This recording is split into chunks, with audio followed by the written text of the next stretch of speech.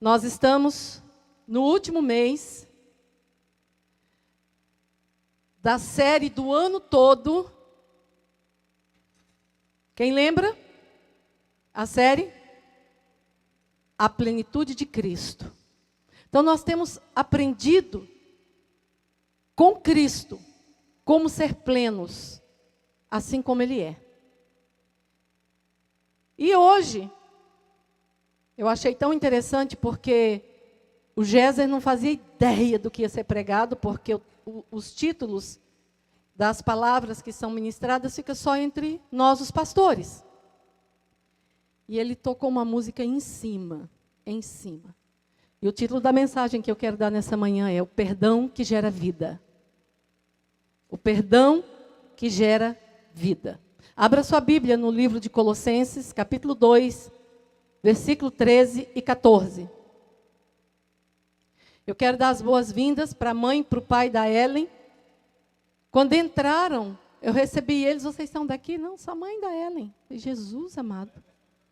Do Everton também. Ok. Ela é mãe do Everton e da Ellen. Da Ellen. Colossenses, capítulo 2, 13 e 14. Abriram? Posso ouvir um glória a Deus dos crentes que têm fogo na alma? Yes.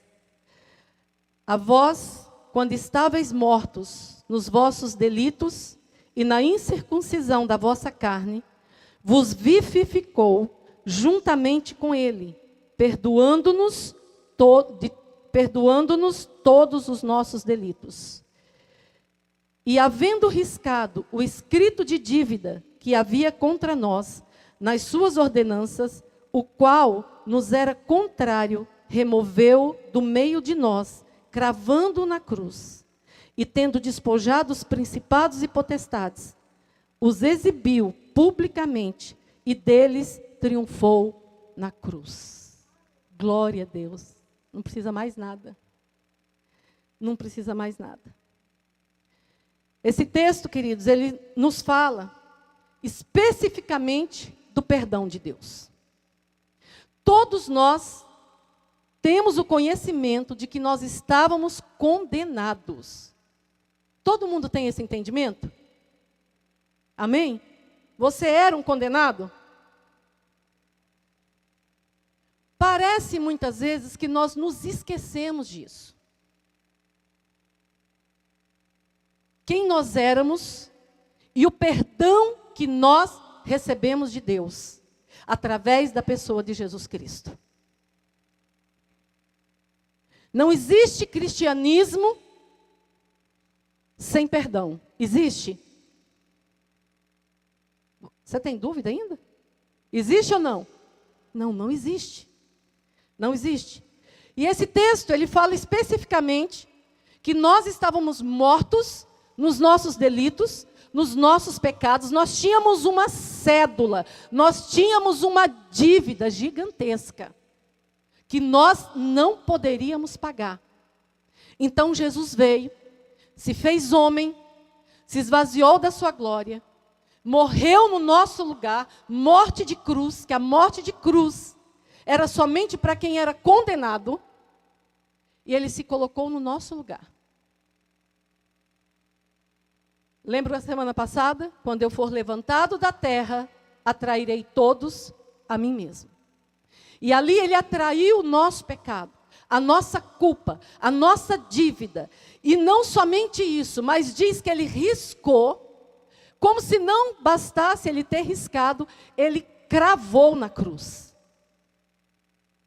Sabe o que Ele estava dizendo com isso? Do seu pecado, eu não me lembro nunca mais.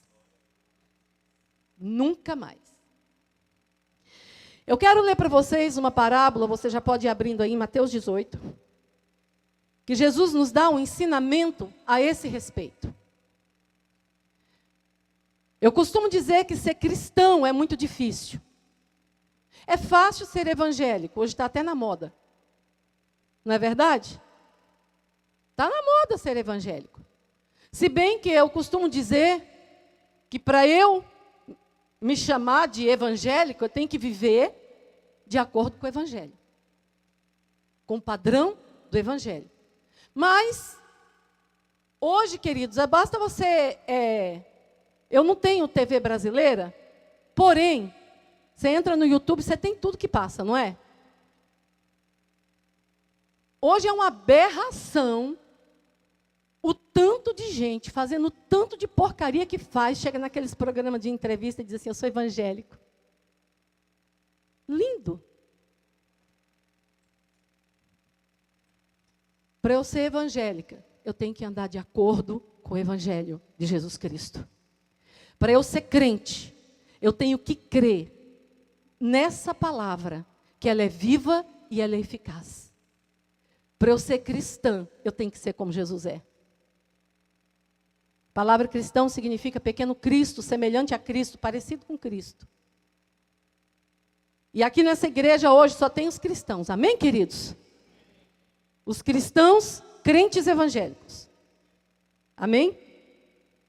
Mateus 18, a partir do verso 23, Jesus diz assim: por isso o reino do céu é comparado a um rei que quis acertar... Está certo. É comparado a um rei que quis acertar contas com os seus servos. E quando começou, foi-lhe apresentado um deles, que lhe devia 10.000 talentos. Então, não tendo com que pagar, seu senhor ordenou que ele, sua mulher, seus filhos e todos os seus bens fossem vendidos e que a dívida fosse paga. Então aquele servo, se prostrando diante dele, rogava-lhe: Senhor, tem paciência comigo, que te pagarei tudo. Comovido, o senhor daquele servo soltou-o e perdoou-lhe a dívida. Ao sair, porém, aquele servo encontrou um dos seus conservos que lhe devia 100 denários e, agarrando-o, sufocava-o, dizendo: paga o que me deves. Então, caindo aos seus pés, o seu companheiro lhe suplicava: tem paciência comigo, que te pagarei. Ele, porém, não quis. Antes mandou colocá-lo na prisão até que pagasse a dívida. Seus conservos, vendo o que acontecera, ficaram muito tristes e foram contar tudo ao seu senhor. Este, então, chamou à sua presença e disse-lhe: servo mau, perdoei-te toda aquela dívida, porque me suplicastes. Tu também não devias ter compaixão do teu companheiro, assim como eu tive de ti? E, irado, entregou-o aos carcereiros, até que ele pagasse tudo o que lhe devia. Assim também vos fará meu Pai Celestial, se cada um de vós não perdoar de coração ao seu irmão.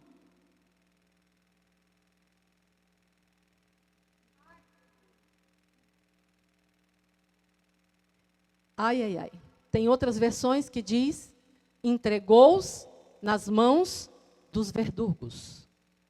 Os carcereiros, chamados verdugos também, eles eram encarregados de trazer castigo, de trazer dor para o preso, de sacrificar o preso chicotando.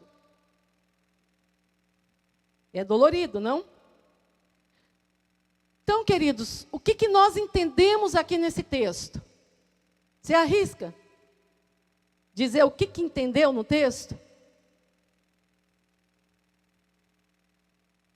Bom, nós podemos ver 3 tipos de pessoas aqui. Primeiro, Jesus, representado pelo Senhor. Segundo, nós, os servos do Senhor. Terceiro, aqueles que nos magoam, que nos ferem, que nos criticam, que nos chateiam, que nos entristecem o tempo todo. Se você não tem isso por aí, dê glória a Deus. Se ninguém te entristece, se ninguém te chateia. Então eu quero analisar um pouquinho, bem rápido, que eu não quero me demorar e já comecei tarde. O servo. Vamos analisar a postura do servo? Nós podemos observar na vida dele a falta de vários requisitos que um cristão precisa ter. Como eu falei para você, eu penso nesse contexto aqui todo, que os servos, nós representamos aquele servo citado por Jesus nessa parábola. Primeira coisa que aquele servo não teve, o que faltava para ele, era reconhecimento. Ele não reconhecia o preço da dívida dele que foi perdoada. Amados, era como se fosse a dívida dele, se trouxesse para o dia de hoje, era como se fosse $1 milhão. E a dívida do conservo dele, $100. Então, o que faltou nele foi entendimento, reconhecimento do tamanho da dívida dele que havia sido perdoada. E ele sai dali e ele vai cobrar de alguém uma dívida tão pequena que tinha com ele. Parou para pensar que muitas vezes nós fazemos isso? Nós nos sentimos tão ofendidos, tão machucados, tão magoados com algumas coisas que acontecem na nossa vida, e nós não reconhecemos quem nós éramos, o que nós fazíamos e o preço que foi pago para nosso resgate. Segunda coisa, faltou humildade nele. Terceiro, compaixão. Esses são os requisitos que um crente precisa ter quando reconhece o que foi feito na cruz do Calvário. Faltou-lhe compreensão, faltou-lhe compaixão, faltou-lhe amor. O amor, ele tudo sofre, ele tudo crê, ele tudo espera, ele tudo suporta. E nós como crentes, pastora, mas nunca mais eu posso me aborrecer? Pode. Nós nos aborrecemos, nós choramos, nós ficamos com raiva. Se não ficasse, não tinha sido escrito, irai-vos e não pequeis, e não se põe o sol sobre a vossa ira. O que nós não podemos é permanecer sem perdoar, é permanecer irado, é permanecer lembrando das coisas que os outros nos fizeram. O que nós precisamos é lembrar do que Jesus fez por nós e que nada mais vale a pena. Nada. Às vezes nós cantamos aquela música assim, me ama Ele, e um trecho da música diz assim, que eu não vou ter ressentimento, não tenho tempo para perder com ressentimento, quando eu lembro que Ele me ama. Então a nossa mente tem que estar o tempo todo sendo trabalhada. Por isso Paulo diz que nós devemos apresentar a Deus um culto racional. Porque quando nós usamos aquilo que Deus nos deu, o nosso raciocínio, nós conseguimos oferecer um culto a Deus, além da música que canta dentro do templo, além da dança, além do bater o pé, além de falar em línguas, além de profetizar e receber profecia, é um culto racional, é entendendo quem eu sou em Cristo Jesus e o preço que Ele pagou por mim.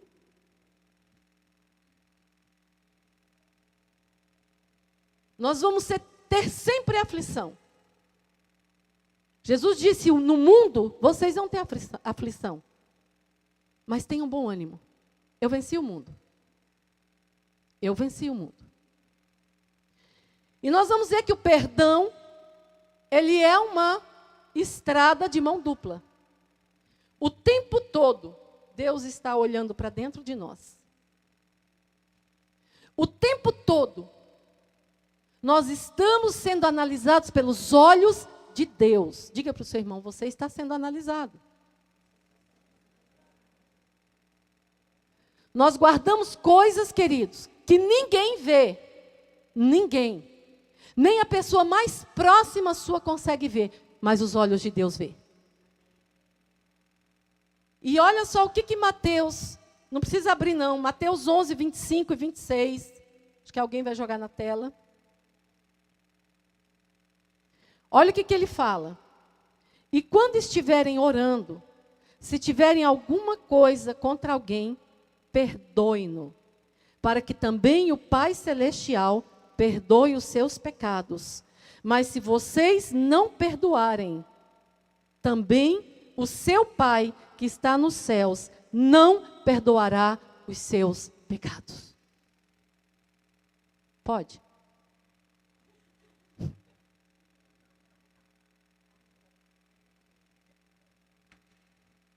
Vocês entendem a seriedade?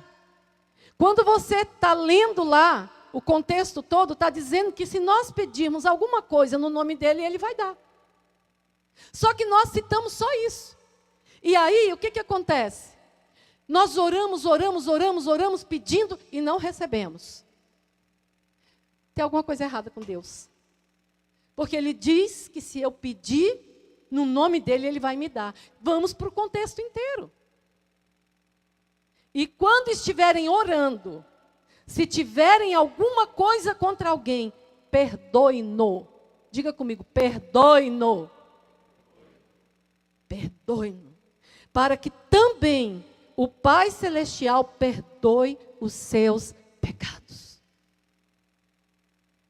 Mas se vocês não perdoarem, também o seu Pai que está nos céus não perdoará os seus pecados. Isso é muito sério, gente. Isso é Bíblia. Isso é palavra de Deus. Lucas 17, 3 e 4. Tome cuidado.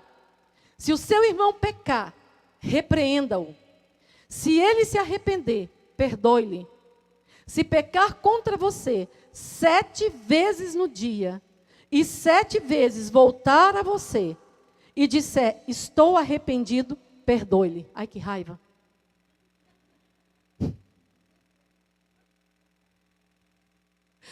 Que raiva. Você ainda está ali morrendo de raiva da pessoa. Aí a pessoa chega com a cara mais deslavada do mundo e fala, estou arrependido, me perdoe. É provação, né, tio?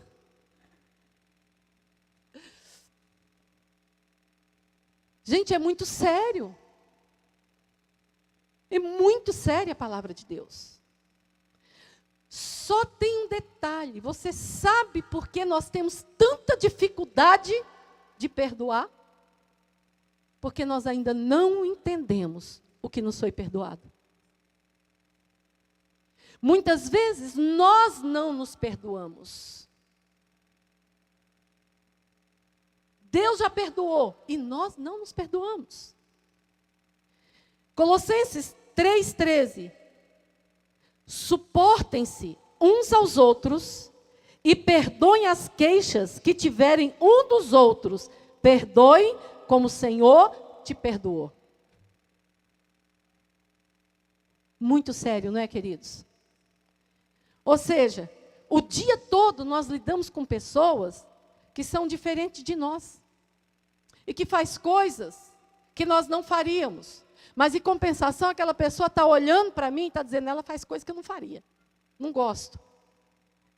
Para nós vivermos bem, para nós vivermos em família, para nós termos uma vida espiritual saudável, nós temos que entender o valor do perdão que nós tivemos.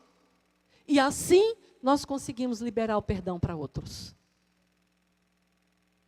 Queridos, esse negócio de perdão é tão sério. Mas é tão sério. Nós vamos ver ainda um pouquinho mais para frente o que aconteceu com esse servo que não perdoou o seu conservo. Antigamente, lá no tempo do Velho Testamento, isso é história, isso não está aqui na Bíblia.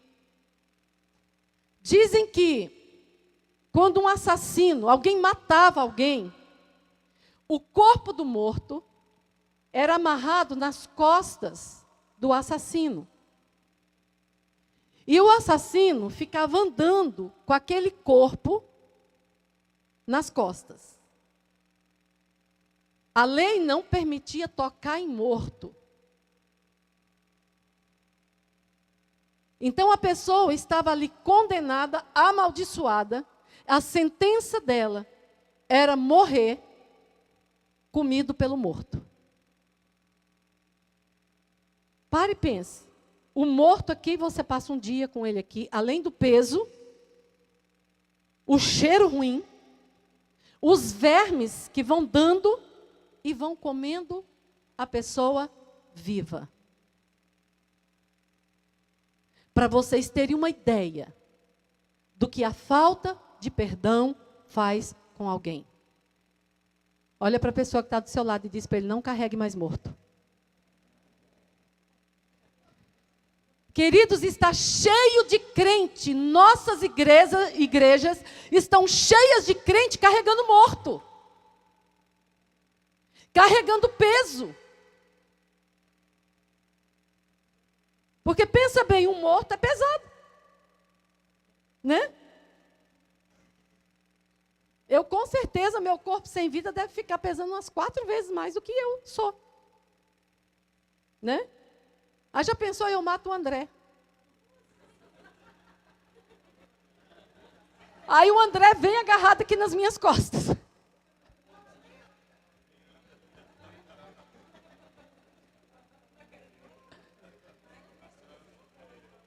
Mas eu posso dizer algo para vocês?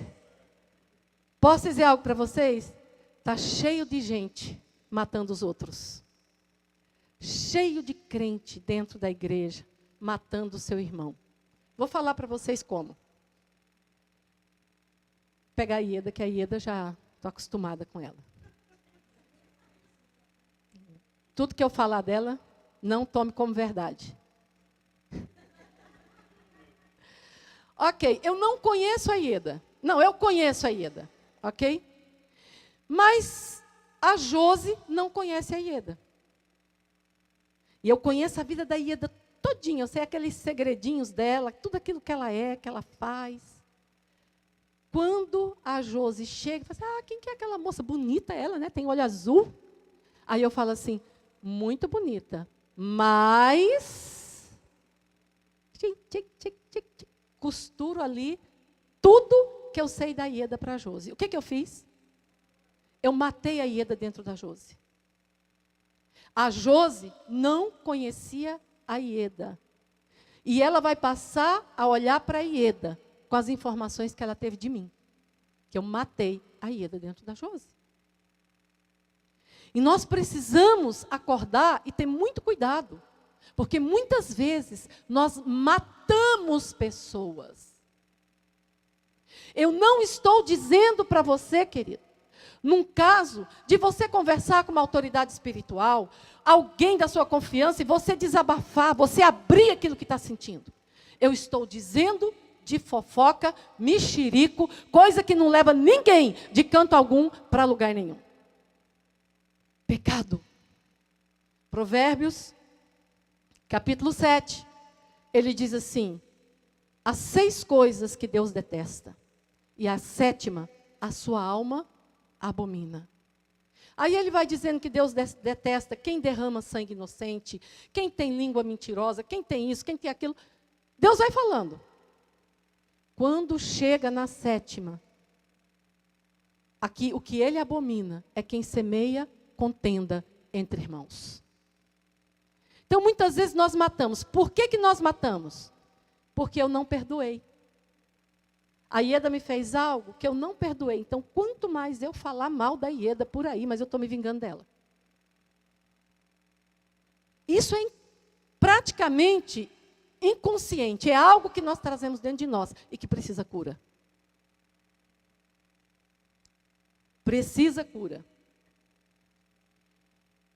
Então, nós podemos ver aqui nesse texto, que para nós recebermos perdão, depois de crentes, depois de servo de Deus, é necessário perdoar. Ele já nos libertou do passado, do cativeiro, da morte. Ele já perdoou uma dívida impagável. Ele já perdoou. Mas e agora na minha caminhada cristã? Eu vou perdoando e vou desfrutando do perdão de Deus. Pelo menos é o que esses textos aqui diz.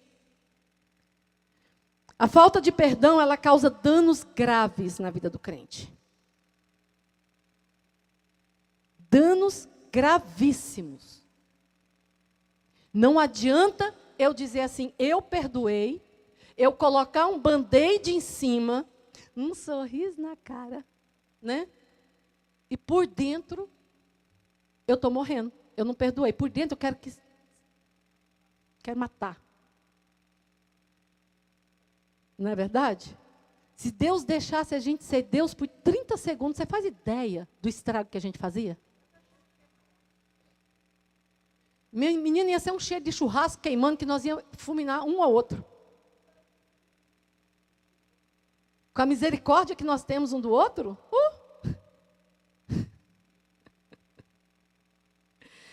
E olha, a falta de perdão causa danos terríveis. Danos espirituais, danos físicos, danos emocionais.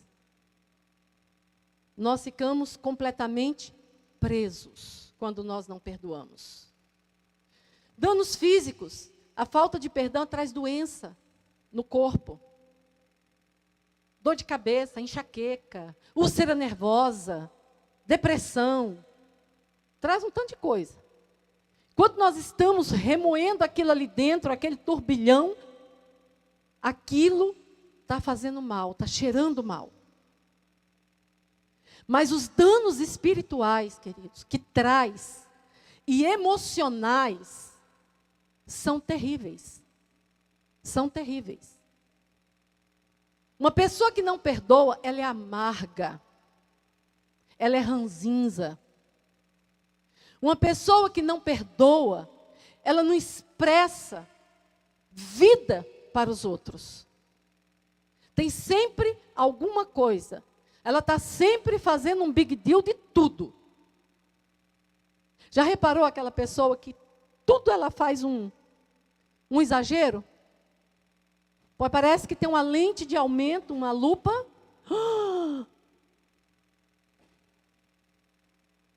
Sabe o que é isso, queridos?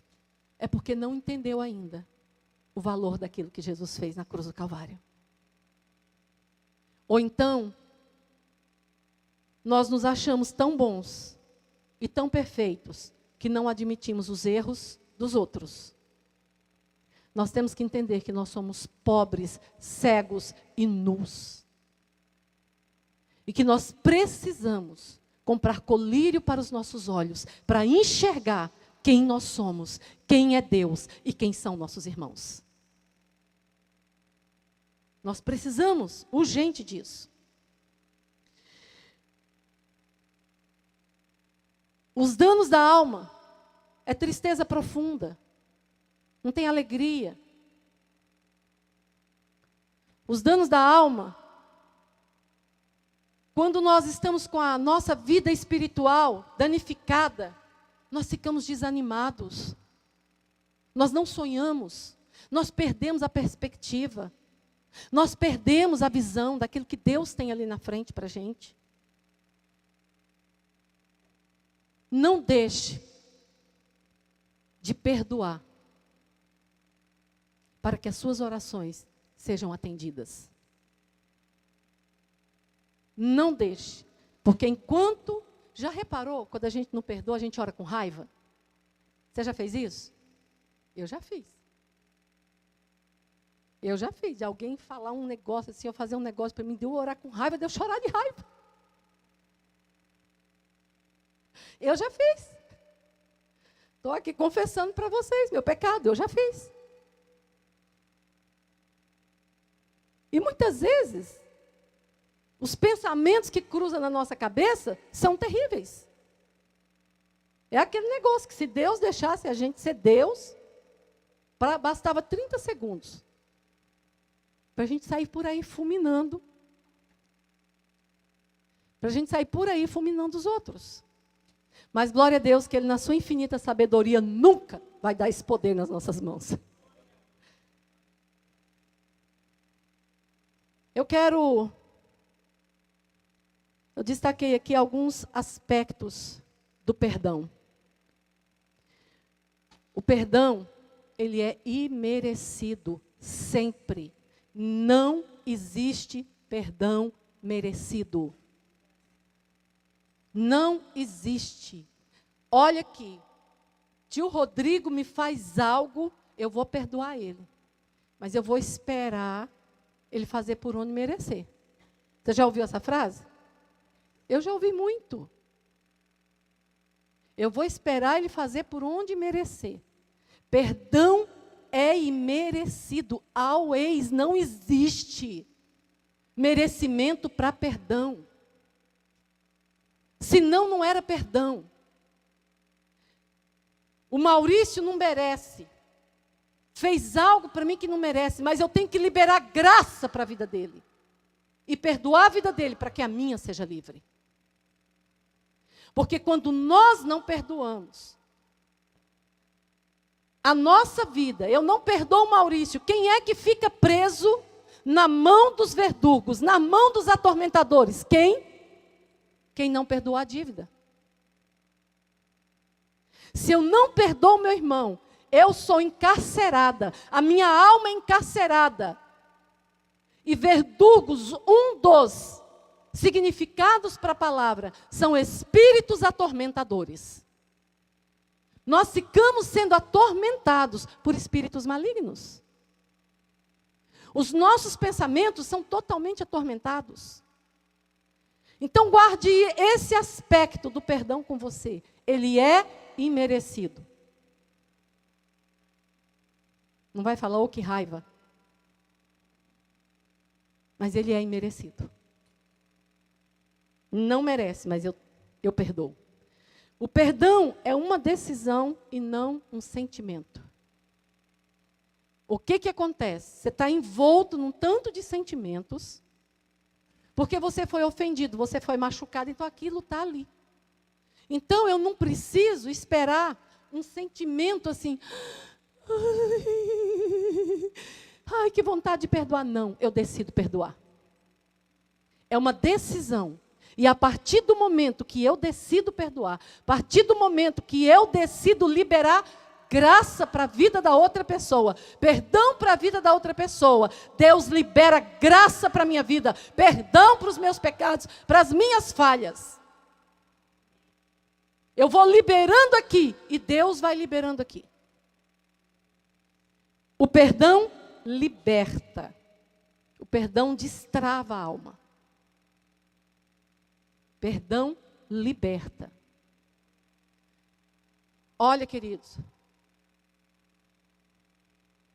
A Bíblia diz: cuidado, para não brotar em vós nenhuma raiz de amargura, porque brotando contamina todo o corpo.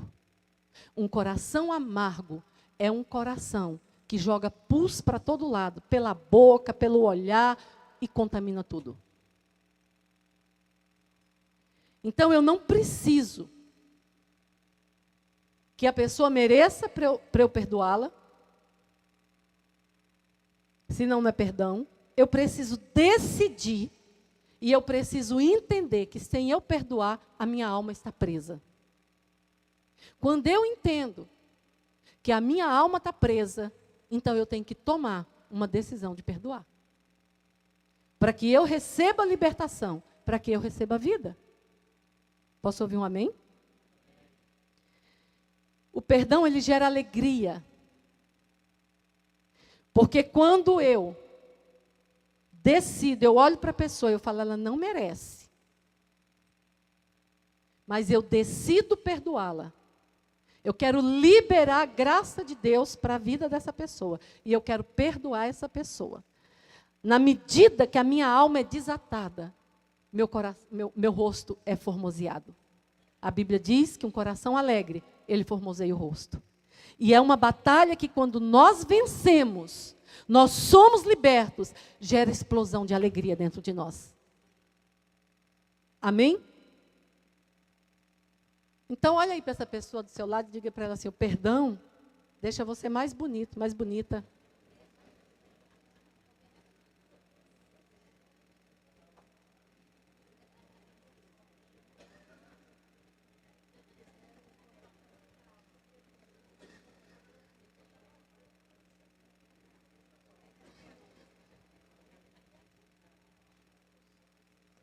Olhe, deixa eu ler para você aqui alguns versículos antes dos que eu li.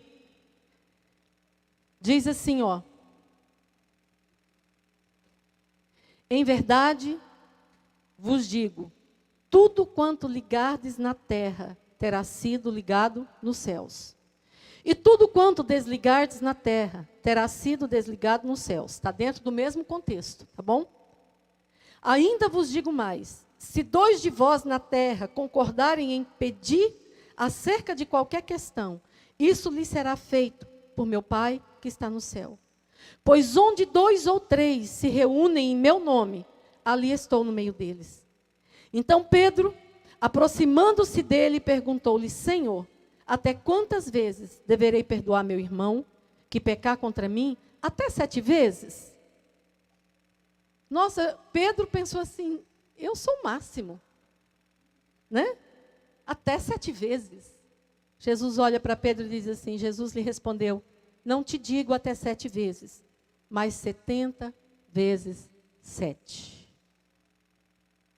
70 vezes 7. Aí ele começa dizendo, por isso que o reino dos céus é comparado a um rei que veio prestar conta com seus. Veja bem, olha o contexto em que ele está falando aqui. Que se 2 concordarem em algo que está pedindo a Deus, ligar aqui na terra, terá sido ligado nos céus. Muitas vezes nós, a igreja do Senhor, estamos orando em concordância, estamos juntos, estamos pedindo, estamos batendo na porta, nada se abre, nada se rompe. Sabe por quê, queridos? Porque nós precisamos deixar o rio de Deus passar dentro de nós. Precisamos compreender o que Jesus fez na cruz do Calvário por nós. E parar de nos ofender com tanta coisa. A palavra de Deus diz sobre tudo que deves guardar. Guarda teu coração, porque dele procede as fontes da vida. Um coração entulhado, não tem como fluir água dele. Um coração entulhado, não tem como o rio de Deus fluir através de nós. Eu vou terminar por aqui.